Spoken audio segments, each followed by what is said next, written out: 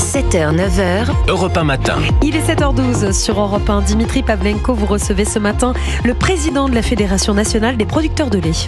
Bonjour Johan Barbe. Bonjour. Bienvenue sur Europe 1. Vous êtes producteur de lait dans les Vosges. Vous êtes aussi porte-parole de la FNSEA, le premier syndicat agricole français. Alors Johan Barbe, les tracteurs, on l'a vu, sont à nouveau de sortie depuis hier partout dans le pays.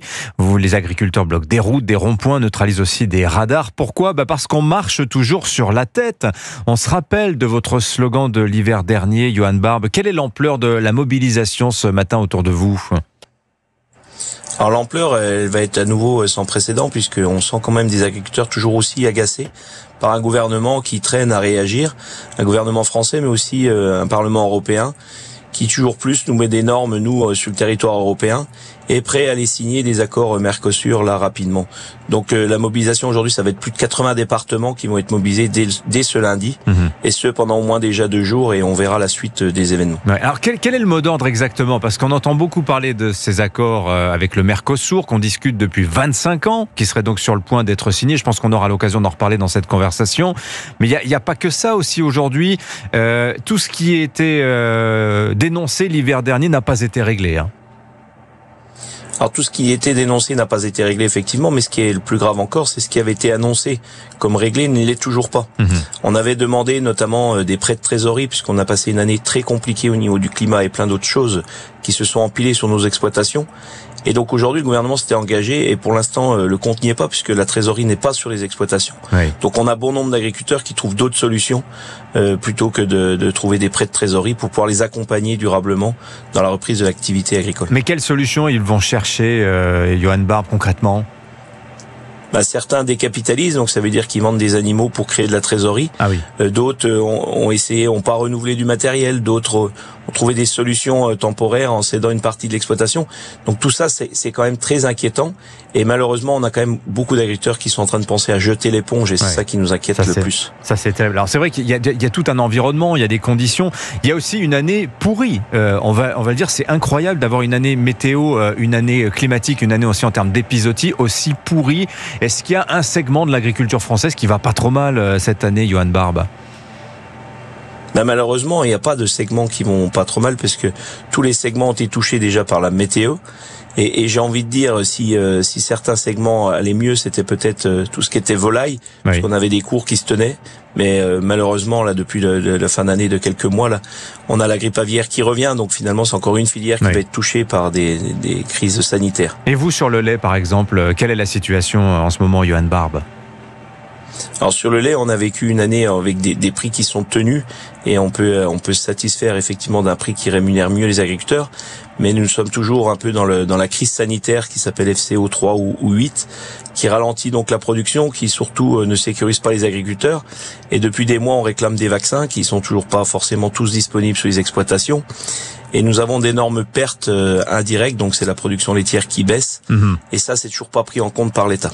Alors sur le lait, justement, continuons d'en parler puisque c'est votre métier, Johan Barbe. L'accord sur le Mercosur, on le résume un petit peu de la sorte. On dit c'est un accord un peu viande contre voiture, c'est-à-dire qu'on accepte l'idée d'ouvrir un peu plus grand la porte encore aux viandes sud-américaines qui sont produites dans des normes qui ne sont pas du tout celles de l'Union européenne, contre le fait d'aller leur vendre des produits industriels. La chimie, c'est très favorable notamment à l'industrie automobile allemande ou à la chimie allemande, cet accord. Vous, sur le lait, ça va être quoi la conséquence ? Est-ce que vous redoutez les conséquences de l'accord avec le Mercosur dans votre métier ? On redoute toujours des conséquences, puisque si la viande, donc les viandes rouges, sont impactées durablement à la baisse, nous aussi on produit de la viande sur nos exploitations, parce que nos vaches laitières, à la fin c'est de la viande. Donc ça veut dire qu'à chaque fois qu'on produit du lait, on produit de la viande. Et malheureusement, malgré les espoirs qu'on nous donne sur de l'exportation de fromage, je rappelle que c'est des fromages qui sont pas spécialement produits en France, mais qui sont produits plutôt dans l'Europe du Nord.